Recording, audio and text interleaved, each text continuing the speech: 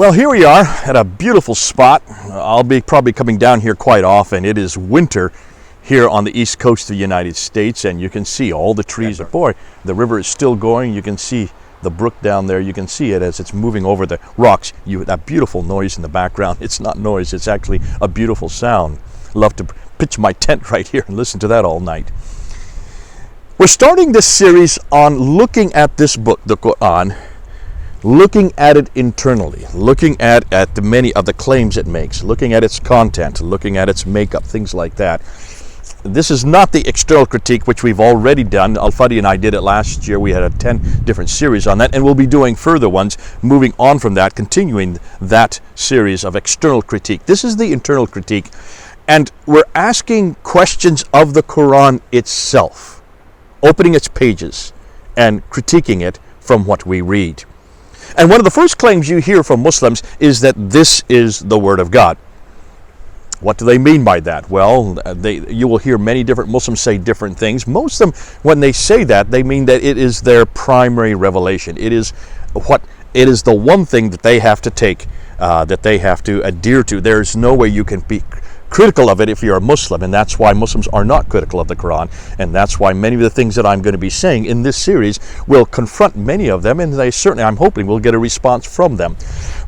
So what I want to do is ask, where does this notion of Word of God, where does it come from? And to help understand that, I think we need to go back to the author of this book to see what the author says. The difficulty is, who is the author of this book? Is it Allah?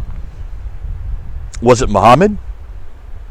Was it Zaid ibn Thabit, his secretary? Was it Uthman, the caliph, that finally compiled it according to the Islamic traditions in 652?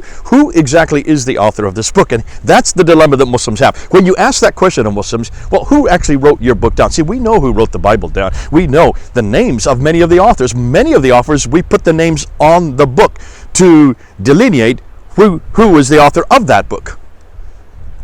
James wrote James, John wrote John, Moses, we know, wrote the first 5 books. We know that certainly that Jeremiah wrote Jeremiah, Isaiah wrote Isaiah, and so on and so forth. So we really don't have a dispute over who the authorship is. There are some books that are still being debated, like the book of Hebrews or whoever wrote Job. But nonetheless, this problem for Muslims concerning who actually wrote this book down is a real problem. It can't be Allah, because Allah doesn't enter time and space. Allah doesn't come to earth. He doesn't read and write. He understands reading and writing, but he cannot himself do it because he's not on earth. So he needs someone else to do it for him. Muhammad? No, Muhammad couldn't read or write. That's very clear. You Muslims tell us that all the time. Zaid ibn Thabit?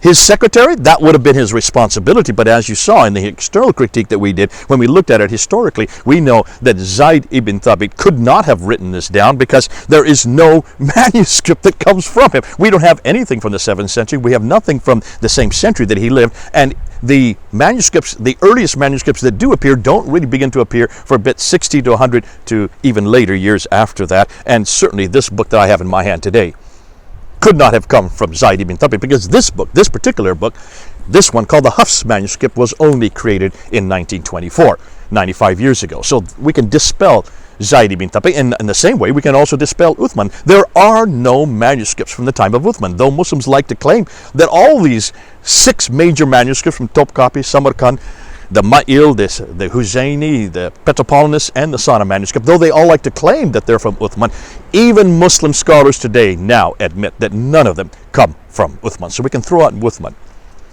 So where do we go for authorship? And that's a problem that we're going to be bringing up more and more in external critique. So then where does this claim come from, that it's the Word of God? Well, rather than answer that, and I want Muslims to come back with that, I would like you to tell me how you know this is the Word of God, because one of the things I want to do in this whole series is to ask that question of the Quran itself. If this is the Word of God, then it should pass quite a few tests. One of the first tests is, what do you mean by revelation? How do you even consider this to be a revelation from God? We're going to look at that in the next few videos, looking at what you Muslims say revelation is and what we say revelation is. And you will see there's quite a difference between our views of revelation. It's going to be quite different concerning what you consider to be revelation and what we consider to be revelation. Or we'll be moving into inspiration. And this is fascinating because when you look at inspiration, it's not the inspiration that we would talk about as Christians. But we need to unpack that. We need to do a whole video just on wahi, what you call wahi.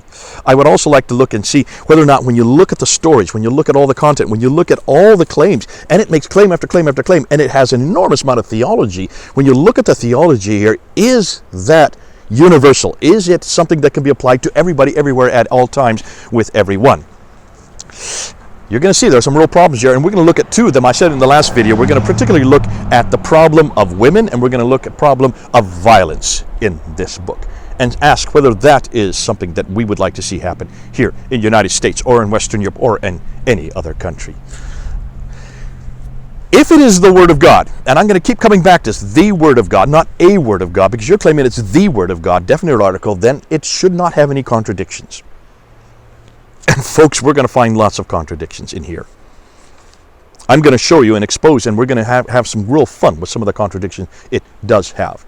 Because Muslims, you're the ones that say it is perfect, it's inimitable, it is above criticism, it has nothing that we can really critique it with. There is no other surah like it. That's another thing we're going to look at, this idea of no other chapter like it. I'm going to show you some chapters that are quite a bit better than this book from my own Bible, and we're going to do a comparative. And then the whole problem of abrogation. If this is the Word of God, and it has always been eternal, then how can one part of it abrogate another part of it? Even that whole notion of abrogations makes no sense with eternality. And then we're going to end with some of the most juicy material, and that is looking at the errors. There are lots of errors in this book. Some of them you've not even heard of before. Others you have. We're going to try to look at the most popular ones. We're going to try to look at the scientific difficulties, the historical anachronism. The scientific ones are the ones that I get excited about, because when you look at the scientific ones, if God was really God, how could he make these kind of scientific errors? And these are categorical errors. And because it's such a huge industry in the Muslim world, Nadir Ahmad, the debate that I had with him, you can see very clearly that he was very clear that these are scientific proofs. By the end of the debate, he was reeling and trying to find out anything to defend him, and he could only spend his time talking about the mustard seed and the virginity test in the Bible. That's all he could talk about. Poor fellow. Fascinating, because if this is the Word of God, it should not have these problems. Not at all. Not at all. The Word of God bothers me. And what I'm going to show from this series, that this is not the Word of God. I'm starting out with this claim. This is not the Word of God. Let's see if I can prove it. Come with me. Let's do it together. And Muslims, comment at the bottom. Come back with responses. Try to defend what I'm saying. Christians and atheists and others who come on board, take heed of what we're now finding. And you be careful not to come to this book as the Word of God. Okay, here on the east coast of the United States, in front of this beautiful stream. I'll be back here again, and as you'll see, it'll start to turn green as we now move into spring. God bless you. It's been great to have you so far. Let's continue this together. This is Jay, over and out.